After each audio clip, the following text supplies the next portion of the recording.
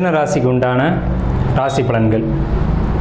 அதாவது 1-8 ஆகஸ்ட்லேருந்து 1-9 செப்டம்பர் வரைக்கும் உண்டான ராசி பலன்கள் மிதுன ராசிக்கு என்ன விதத்தில் இருக்குது அப்படிங்கிறத நம்ம இந்த வீடியோவில் பார்க்குறோம்.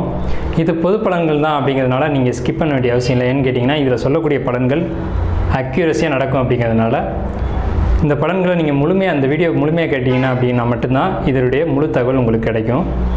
ஸோ இப்போ மிதுன ராசிக்கு உண்டான பலன்கள் என்ன, இந்த ஆகஸ்ட் மாதமும் செப்டம்பர் 1ஆம் தேதி வரைக்கும் என்ன பலன்கள் நடக்கும் அப்படிங்கிறத நம்ம சொல்லியிருக்கோம்.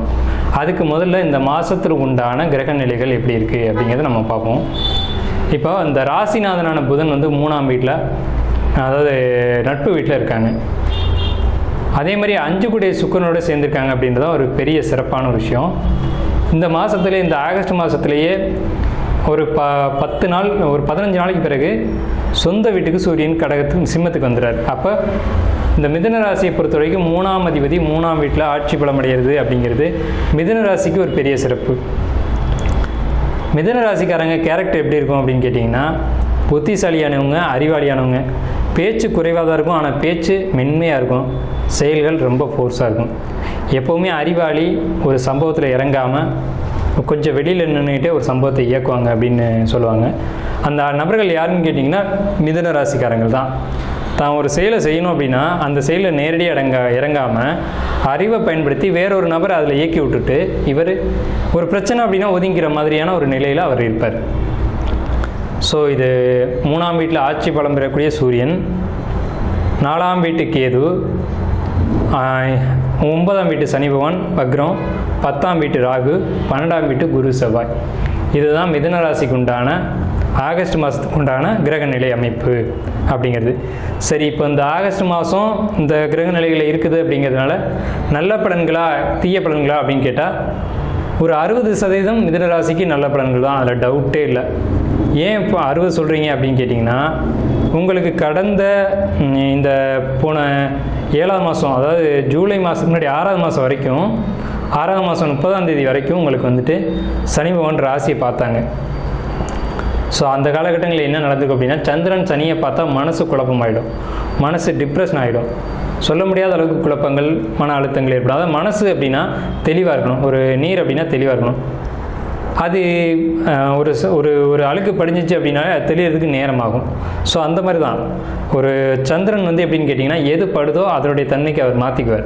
ஸோ அப்போ மனசில் ஒரு சந்தோஷம் வந்துருச்சுன்னா சந்தோஷமாக மாறிடும், கவலைகள் வந்துச்சுன்னா அதை நினச்சி மட்டுமே கவலைப்பட்டுக்கிட்டு இருக்கோம். ஸோ அந்த ஒரு நிலை வந்துட்டு போயிருக்கு அப்படின்றதுனால தான் இந்த மாதம் உங்களுக்கு ஒரு சஞ்சலம் இருக்கும், ஒரு குழப்பம் இருக்கும், ஒரு வருத்தம் இருக்குன்னு நம்ம சொல்கிறோம். ஆனால் இது பர்மனெண்ட்டாக அப்படி இருக்குமானா கிடையாது. இப்போதைக்கு உங்களுக்கு அதுக்கான நிலைகள்லாம் மாறுது. ஸோ உங்களுக்கு வந்து சனி பகவானுடைய பார்வை விலகிருச்சு அப்படின்றது பெரிய பூஸ்ட் தான் உங்களுக்கு. அடுத்து வந்து பார்த்திங்கன்னா, உங்களுக்கு தனஸ்தானம் வருமானம் எப்படி இருக்குது அப்படின்றத நம்ம முதல் நிலையில் பார்ப்போம்.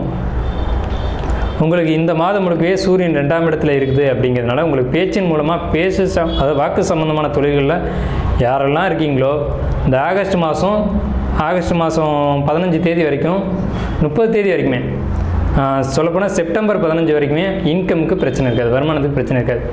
அதை வாக்கு சம்மந்தப்பட்ட தொழில் செய்யக்கூடியவங்களுக்கு. அதே மாதிரி 6ஆம் அதிபதி சனி வந்து உங்களுக்கு 8ஆம் வீட்டில் மறையுது அப்படிங்கிறதுனால, வக்ரமாகி மறையுது அப்படின்றதுனால பணி செய்யக்கூடியவங்க, ஒர்க்கில் இருக்கவங்க யாருக்காக இருந்தாலும் ஒர்க்லையும் ஒரு நல்ல ஒரு நிலை அப்படிங்கிறது, ப்ரொமோஷன், அதேமாதிரி நல்ல ஒரு இணக்கமான சூழல், பணி செய்யக்கூடிய இடத்துல இதெல்லாம் உங்களுக்கு கிடைக்கும். 10ஆம் வீட்டு ராகு தொழில் செய்யக்கூடியவங்களுக்கு பிரம்மாண்டமான ஒரு வளர்ச்சியை கொடுக்கும். ஆனால் அங்கே ஒரு விஷயம் என்னென்னு கேட்டிங்கன்னா, தொழில் செய்யும்போது மிதுன ராசிக்கு பெரிய பாதிப்புகள் இல்லை, இன்வெஸ்ட் பண்ணும்போது கொஞ்சம் எச்சரிக்கையாக இருக்கணும். பேராசைகளை தூண்டிவிடும், தேவையில்லாத ஆசைகள், இந்த வழியில் போனால் நம்ம நிறைய சம்பாரிச்சிடும் அப்படின்ற எண்ணங்களை கொடுத்து ஒரு தவறான வழிகாட்டுதல் மூலமாக கொண்டு போகக்கூடிய ஒரு அமைப்பு இருக்குது. தவறான ஒரு அமைப்பில் இன்கம் எடுக்கக்கூடிய ஒரு அமைப்பு இருக்குது அப்படின்ட்டு யாரும் ட்ரை பண்ணிடக்கூடாது மிதுன ராசிக்காரங்க.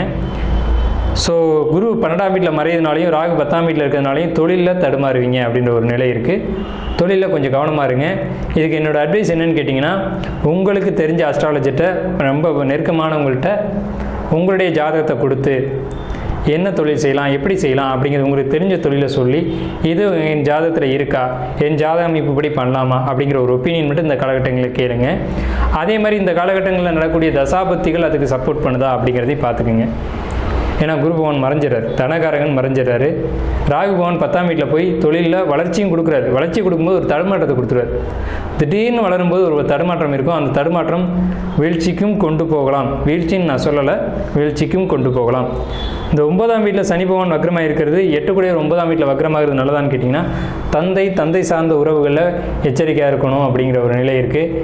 அதே மாதிரி உடல் ஆரோக்கியத்துலேயும் கவனமாக இருக்கணும். ஏன்னு கேட்டிங்கன்னா 2ஆம் வீட்டை சனி பகவான் பார்ப்பார். தனஸ்தானத்தை சனி பகவான் பார்த்தா வருமானத்தை குறைக்கிறதுக்கான ஒரு அமைப்புகள் உண்டு. அது தந்தை மூலமான ஒரு நெருக்கடி இந்த சூழல்களாக கூட இருக்கலாம். அடுத்து பார்த்திங்கன்னா 5ஆம் அதிபதி சுக்கிரன் உங்களுக்கு 4ஆம் வீட்டில் இருக்கிறது மிகப்பெரிய நன்மை. 5ஆம் அதிபதி 4ஆம் வீட்டில் இருந்தால் என்ன அப்படின்னு கேட்டிங்கன்னா, 5ஆம் அதிபதி 3ஆம் வீட்டில், அதே லக்னாதிபதி அது ராசி அதிபதி கூட சேர்ந்து இருக்கிறதுனால ராசி அதிபதி உங்களுக்கு 20ஆம் தேதி வக்ரம் அடைகிறாங்க. 20ஆம் தேதிக்கு பிறகு உங்களுக்கு ஆடி மாதம் 20ஆம் தேதி போதும் பார்த்தீங்க அப்படின்னா நெருக்கடிகள் கொஞ்சம் தலை தூக்கும்.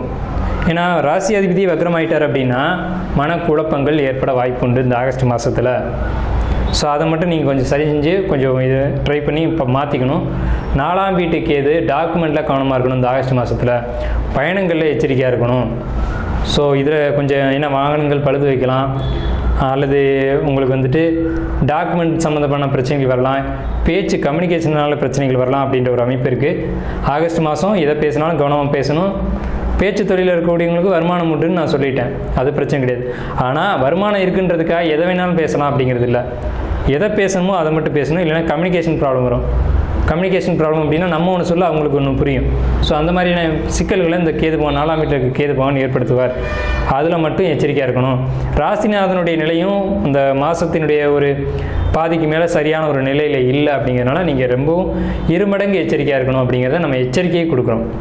சரிங்களா? 10ஆம் வீட்டு ராகு பேராசைகள் வேண்டாம். 4ஆம் வீட்டுக்கு கேது பேச்சில் கவனம். அதேமாதிரி ஷேர் மார்க்கெட் இன்வெஸ்ட்மெண்ட் அப்படிங்கிறது இந்த டைமில் நீங்கள் பண்ணலாம். ஸோ அப்படி இருந்ததுன்னா நீங்கள் அதை கண்டிப்பாக தாராளமாக ஃபாலோ பண்ணுங்கள். அமௌண்ட்டை எடுக்க வேண்டாம், அப்படியே இருக்கட்டும். ஷேர் மார்க்கெட் உங்களுக்கு லாபம் தான் தருமே தவிர நஷ்டத்தை இந்த டைமில் கொடுக்காது. அதே மாதிரி ஸ்டடீஸில் குழந்தைகள் கவனம் செலுத்தணும்.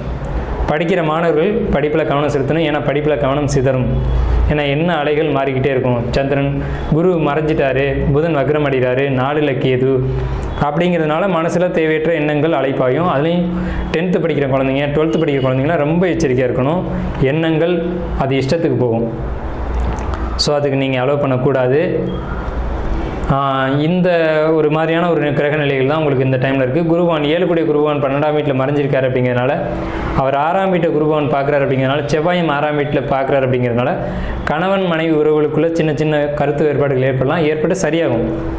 இருந்தாலும் பேச்சுவார்த்தைகளை கணவன் மனைவிக்குள்ளே குடும்பத்தை பிரிக்கிற அளவுக்கு கூட போகும். ஸோ அதில் கொஞ்சம் எச்சரிக்கையாக இருங்க. கணவன் மனைவிட்டையும் மனைவி கணவன்கிட்டையும் விட்டு கொடுத்து போங்க. யார் மிதுனராசி இருக்கீங்களோ உங்களுடைய வாழ்க்கை துணையிட்டு நீங்கள் விட்டு கொடுத்து போங்க அப்படிங்கிற ஒரு ஆலோசனையை நம்ம இங்கே கொடுக்குறோம். அதே நேரத்தில் பொருளாதார தடைகள் வரலாம், எச்சரிக்கையாக இருக்கணும். பேச்சில் கம்யூனிகேஷன் ப்ராப்ளம் வரலாம். எதை நீங்கள் யார்கிட்ட சொல்கிறதா இருந்தாலும் நேரடியாக சொல்லுங்கள், இன்னொருத்தர் மூலமாக சொல்லாதீங்க. இது என்னுடைய ஸ்ட்ராங்கான ஒரு அட்வைஸ்.